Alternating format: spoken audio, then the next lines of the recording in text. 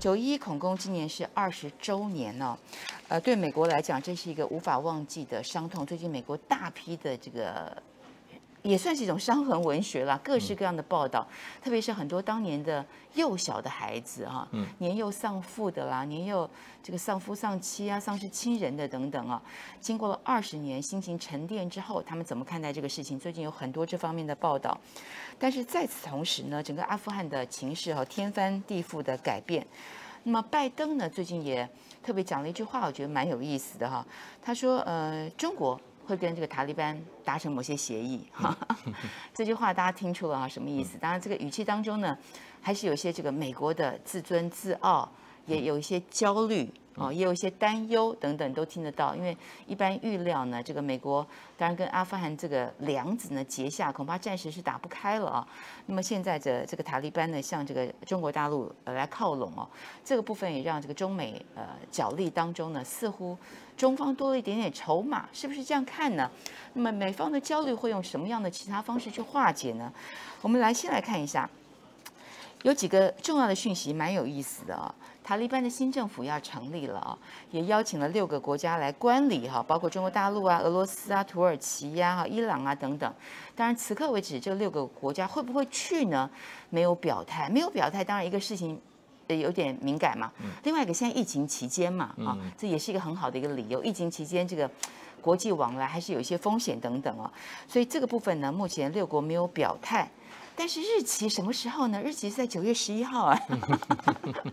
好，塔利班新政府的成立是在9·11 20周年啊。成立这个新政府，这是不是有点伤口上撒盐的味道？再踩你一脚。对，因为这个是他的胜利纪念日。他9·11给他带来了厄运，可是9·11他要9·11那天在哪里摔倒，在哪里爬起来。他对塔利班对阿富汗人，他的意义当然跟美国不同了。美国的9·11 20年以后，我看了一篇报道，这个 New York Times 写了一篇社论，你知道用什么题目写吗？9月7号一个题目，因为9月11快到，他说这一次的9·11，他说 This September 11th， 他说是一个已衰退的总统将掌握一个已衰退的国家，他都用衰退。他说这个总统本身地位衰退，而且他用完成式哦，现在完成式哦，就是表示这个事实已经，而且是已经衰退的美国。所以这20年真的，如果美国人今天往回头看的话，9·11对他这个国家带来的是什么？带来的真的是一个灾难吧。那这个灾难的显现出来在哪？就是它都是往衰退的方向，它的国力各种方面都是衰退。那国力就包含很多了，那他的领导人呢，也因为这件事也衰退了，所以这个是美国人的这个一个情况。那中国大陆其实一直是主动被塔利班政府提出来的。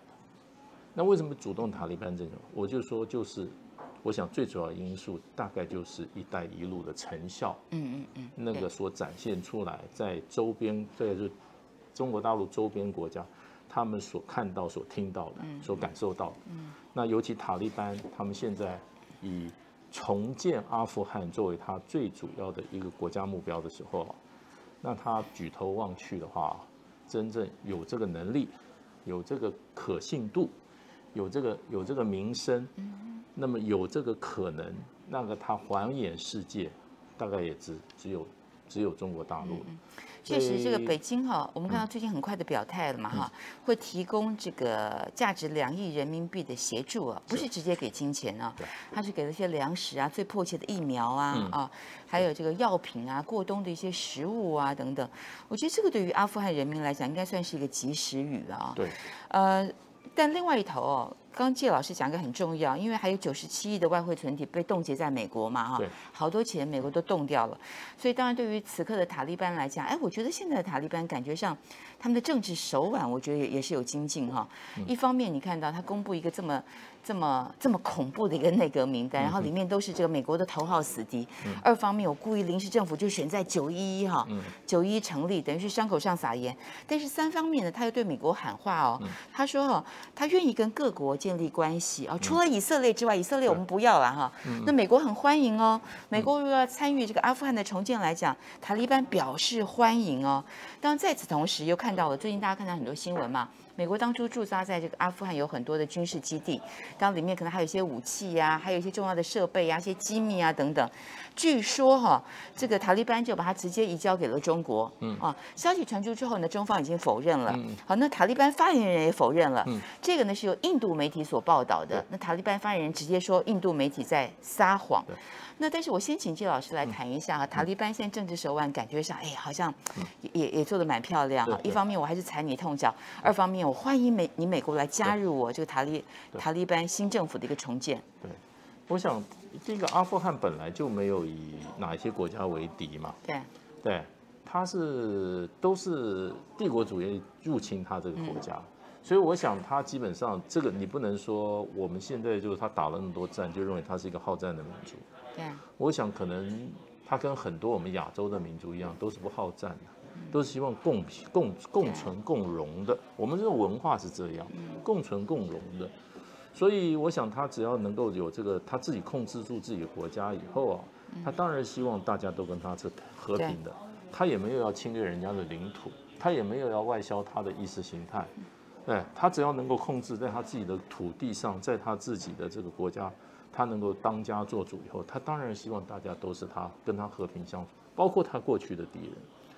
那所以现在我觉得塔利班一直让我比较感觉正面的，就是说他一直有一个重建这个国家的一个愿景放在那个地方，也就是说，不是为了纯粹为革命而为革命，为了作战而作战，为了政府夺权而夺权。他现在告诉全世界，我要重建我这个国家，而且他也锁定了他用合作的对象。那阿富汗并不是没有条件，阿富汗的矿产蛮丰富的。那阿富汗也有很好的观光资源、历史、古文明，对。然后它又是这个中亚地区一个交通的十字路，它可以发挥它的地缘优势，它是有条件的。所以我觉得塔利班给我的感觉，一个就是说他们目标有设定目标，不是一个天马行空的所谓的革命化的目标。也就是我要这个很唯心的一个目标。那它是一个很务实的重建国家，跟世界各国和平相处。然后呢，他当然他的内政，他的方式，他也讲我不是一个民族政体，他讲得很清楚。那另外一方面，我是觉得整个他在达成目标上面的做法上、步骤上我也看出来他是一个比较有经验的一个政体，他不是一个乌合之众，或者一群这个怎么讲呢？一群农民军，像这个张献忠、李自成这种，只有劫掠，没有任何。他们里面很多人事实上对美国非常了解，也跟对不对？当时因为苏联入侵嘛，他们在美国的资助之下对抗苏联，所以很多里面其实是算是美国通嘛。对，他这次有4个阁员呢，是过去从美国的关达纳摩贝的监狱里面放出来了，是这个奥巴马政府说用换俘的方式被换出来。那这个几个人现在也入阁了，所以他们是等于说是真的是历经磨难了，也就等于说好像西天取经一样，这个88道磨难，他们也都经历了很多的磨难。当然，此刻我觉得这个阿富汗的情势应该是大势已定了啦。我的意思是说，这个虽然还是有一些这个残余势力在进行一些这个挑衅等等，但是目前看起来塔利班的势力非常非常的稳。那他的临时名单也已经出炉了，接下来就等待，当然希望更稳定之后，希望建立起自己的一些正常国家的一些外交关系获得国际承认。但是国际承认这件事情呢，应该是一个漫漫长路嘛，因为这个承认是有条件的啊。那么我觉得对于这个以美国为首，包括欧盟啊等等西方国家来讲，是不是陷入一个纠结？一方面真的是就是道不同不相为谋啦，这个价值背景差太多；二方面，特别是跟美国之间有血海深仇。但是另外一头呢，比较纠结的是说，避免阿富汗继续成为一个恐怖窝，全球恐怖分子聚集的一个堡垒等等，这也符合全世界的利益了哈。所以说，在这个两个拉锯当中哈，你觉得这个承认会从什么样的破口先开始？其实欧盟已经讲话了，欧盟说呢，对于阿富汗来讲，观察的底线其实就是人权啦。人权的部分呢，又侧重在女性啊。当然，这个女性的部分看起来是要让欧盟、让西方国家失望，塔利班感觉上根本就不是很在乎嘛。但是另外一个就是说，让塔利班姿态比较软的，刚刚季老师讲的，确实啦，他有长期执政的准备啊，所以他也不是一些乌合之众、武夫所组成的。二方面呢，它的经济上确实是让人非常非常的担心，物价飞涨啊，缺现金啊，在所有这个西方的援助撤退之后呢，他这个冬天过不过得去都不知道啊。所以接下来怎么办？接下来这个西方的这个承认，你觉得会怎么样来进行？还有最可怜的还是平民嘛，领导班子总不会缺粮、缺水、缺电、缺食物，不可能嘛。这个遭殃的还是人民，包括药品啊，还有包括接下来的疫情怎么办？所以在这个人道的普世价值，还有在过去的这个仇恨以及政治利益没有办法摆平的情况之下，你预料西方国家会怎么做？我觉得西方国家欧洲国家会先承认，因为欧洲国家跟这个阿富汗有战略这个地缘政治的关系。阿富汗动乱的话，第一个问题就是难民问题。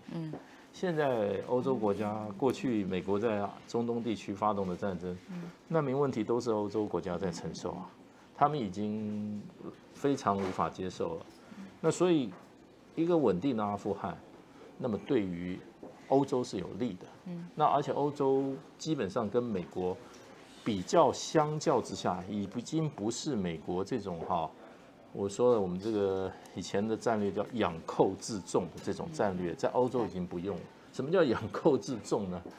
就是说这个世界上你也不能让它太平静，你总是要去怎样，有一些动乱的地方，让你怎样做杠杆。所以今天这个塔利班在阿富汗跟苏联打仗的时候，塔利班是美国的战友啊。对，那世界上这些所有的这些被美国后来列为恐怖组织或恐怖政权或者什么流氓国家，过去都跟美国人有非常密切的关系啊。所以你可以说美国有这种养寇自重的这种传统，可是呢，现在美国需要一段时间再回过来插手阿富汗的问题。我想这也是阿富汗的机会，也就是他能够把他的内部稳固好。可是有两个国家，有一个国家，印度现在很紧张。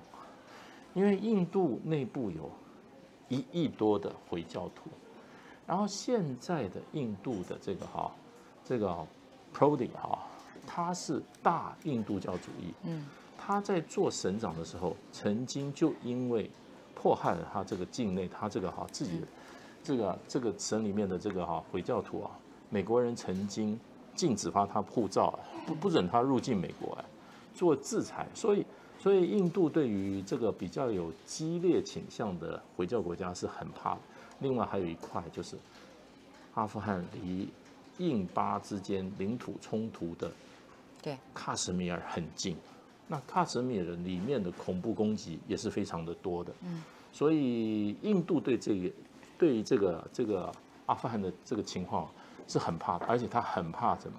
他很怕中国大陆对阿富汗有比较大的影响力。所以他们的报纸就照着那个谣，说阿富汗要把这个空军基地移交给中国大陆，这个就是印度最近我看他们的电视新闻哇，吵得好凶啊！为什么？都是为了阿富汗。然后他们指控巴基斯坦是幕后主使，又把中国大陆拉进那个假想敌的范围，所以印度很紧张。我觉得紧张不好，紧张他可能就会采取某种干涉性的作为，可能对阿富汗的内部情势也不好。所以你看，这个现在的世界就是牵一发动全身。那希望阿富汗总是能够，怎么讲呢？否极泰来吧。已经到了最坏的路都走过了嘛。那现在能够给人民还人民一个安定、一个喘息、一个安定的生活。我想，包括现在的这些打了几十年战的这个塔利班这些人物我想也应该疲惫了吧，也应该知道安定、和平的价值，也是他们现在这个国家最需要的吧。确实要获得这个国际承认是一条漫漫长路。我们以这个越战为例美国在撤出越南之后，其实也20年后才承认越南啊，所以这个应该是不会这么快的看到。那当然，最近在美国讨论的，就像这个谢老师讲的，所以这个美国的这个衰退衰落啊，拜登的衰落，最近还讨论了很多所谓的拜登主义，在这个事件上体现了什么样的一个拜登主义啊？不过不管如何，我想接受塔利班还是孤立塔利班啊，美国的盘算最重要的还是把他的利益放在最前面。但是对于西方国家来讲稳住塔利班很重要，稳住阿富汗很重要。因为如果说这个阿富汗呢再度成为这个所有恐怖分子的一个堡垒的话，对于全世界是没有好处的啊。那么中美两大国谁能够稳住阿富汗呢？也让我们继续看下去。